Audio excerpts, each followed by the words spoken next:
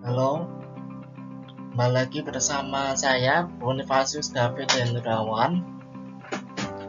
Kali ini saya akan menjelaskan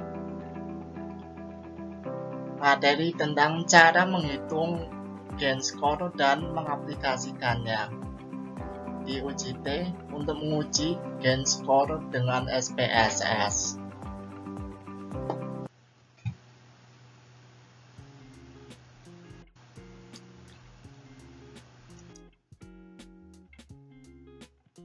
Yang akan saya jelaskan yaitu satu gain score dan yang kedua uji T dengan SPSS. Yang pertama, apa itu gain score? Gain score itu adalah selisih antara nilai pretest dan posttest.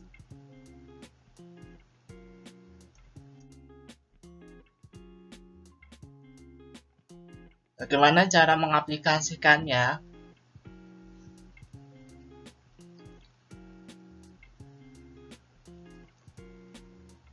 Yaitu uji T yang dipakai adalah uji T independent sample.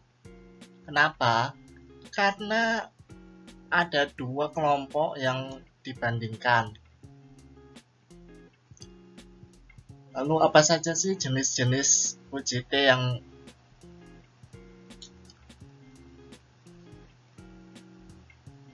ada di dalamnya? Hal itu dapat dilihat dari tulisan Widiarso. Oke, kemudian tujuannya. Apa sih tujuan uji T itu? Uji T itu tujuannya adalah menguji kebenaran atau kepalsuan dari hipotesis nol yang menyatakan bahwa di antara dua rata-rata sampel yang diambil secara acak dari populasi tidak terdapat perbedaan signifikan.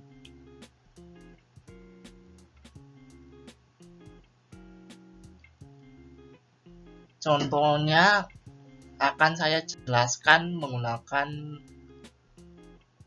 pengujian melalui SPSS.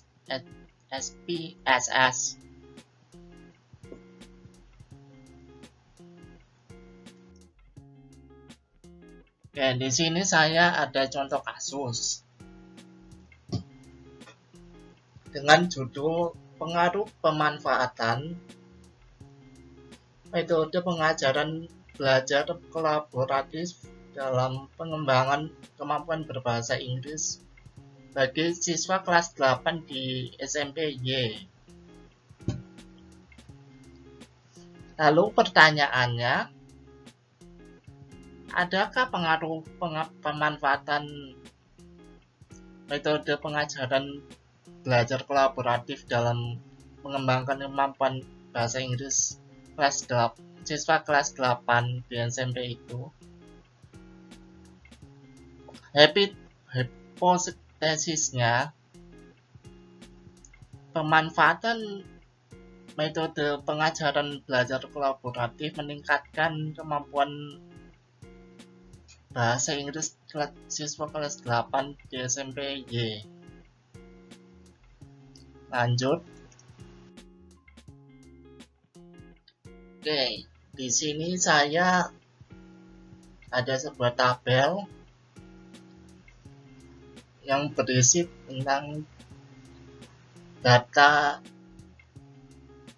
kelompok eksperimen dan kelompok kontrol, dan masing-masingnya sudah saya beri kode. Kalau yang eksperimen saya beri kode 1, sedangkan yang kelompok kontrol saya beri kode 2, dan yang dari masing-masing kelompok tersebut sudah saya berikan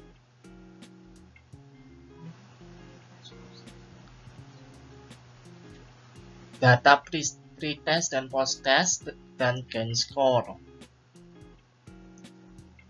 Untuk mencarinya,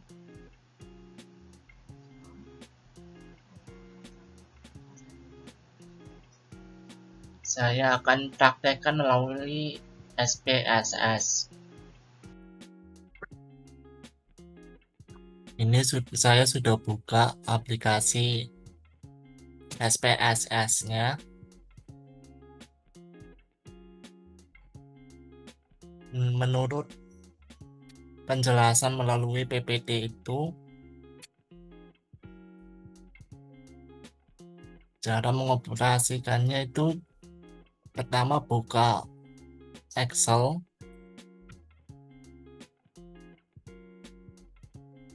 kita copy data pretest,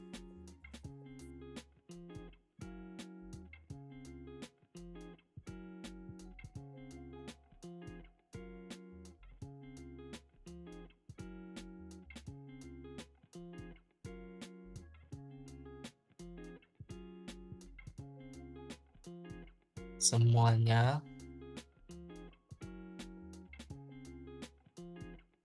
lalu kita pindahkan ke SPSS.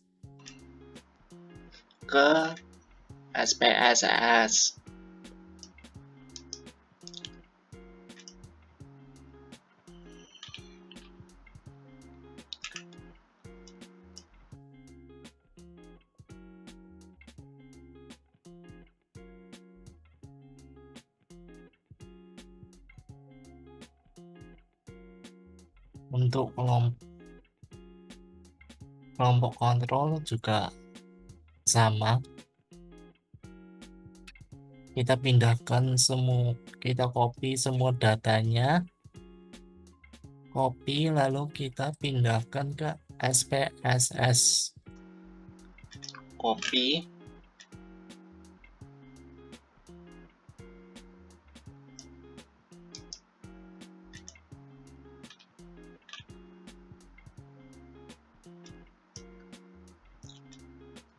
dan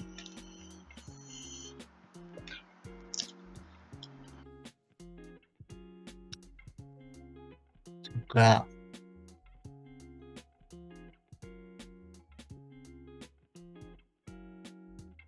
setelah copy data nilai pretest dan posttest, sekarang kita pindah copy kode.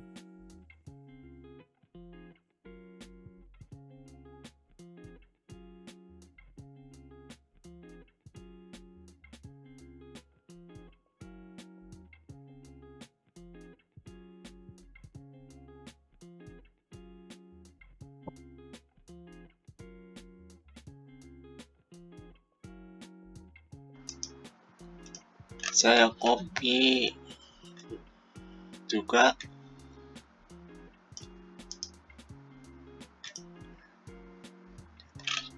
nah, data sudah tercopy semua.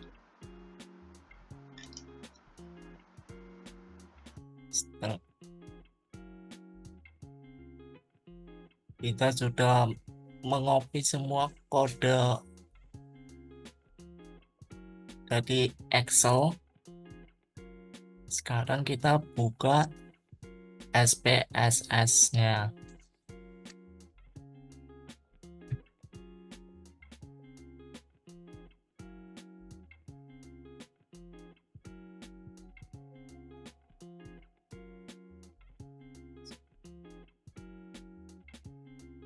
Sekarang kita akan mencari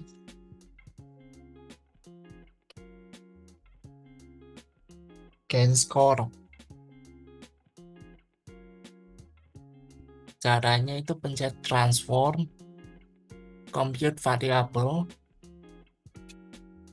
lalu kita dari taskbar itu kita pencet, kita cari gain score.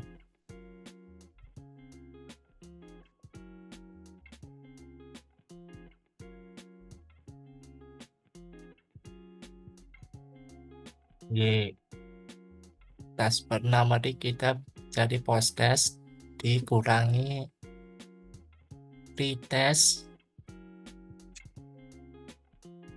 lalu kita pencet OK.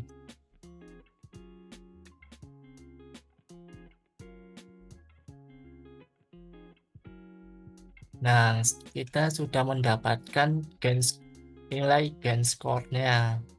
Tapi di sini masih terdapat nilai desimalnya. Bagaimana cara menghilangkannya? Itu dengan cara kita pilih variable view, lalu kita ubah nilai desimalnya menjadi 0. Nah, ini dia penampakan data gain score setelah dirubah ke angka normal. Selanjutnya kita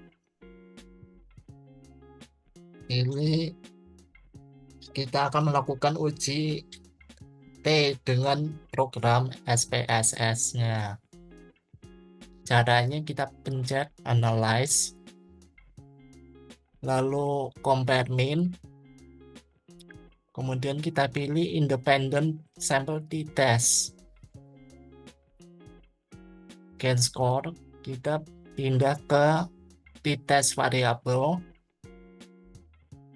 Kemudian untuk kode kelompoknya kita pilih ke group variable. Nah, di sini masih belum ada kodenya. Kita pilih define groups, lalu di grup 1 kita tulis angka 1.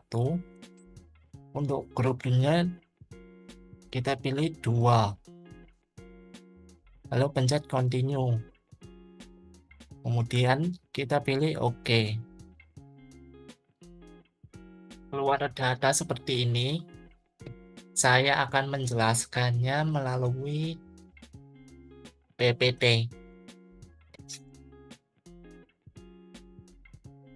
Saya akan mendeskripsikannya tabel tersebut. Kita akan melanjutkannya di PPT ini. Nah, di sini setelah kita menghitung t-test dari melalui SPSS, diperoleh bahwa t-test diperoleh hasil min dari kelompok eksperimen min sama dengan 18,50 M 18,50 dibandingkan dengan kelompok kontrol yang M-nya negatif 25, yang artinya kelompok eksperimen memiliki perubahan lebih tinggi daripada kelompok kontrol.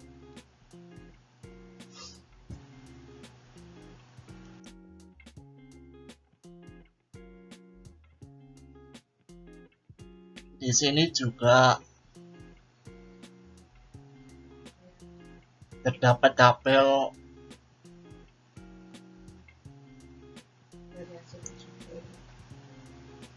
dari hasil uji T yang didapatkan seperti ini. Lalu menjelaskannya berdasarkan tabel tersebut, artinya data yang digunakan itu homogen, sebab nilai F 0,291 itu lebih besar daripada 0,05. Karena data homogen, maka selanjutnya membaca kolom equal variance assume. Yang terlihat bahwa perbedaan pada taraf 1% itu artinya kelompok eksperimen memiliki perubahan yang signifikan dibanding dengan kelompok kontrol.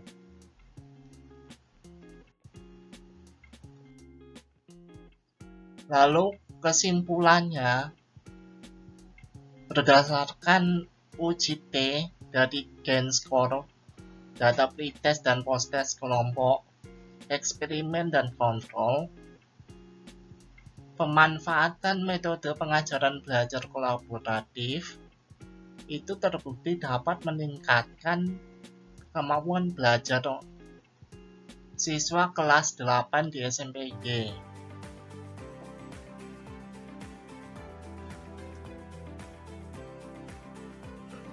Demikian penjelasan dari saya. Terima kasih.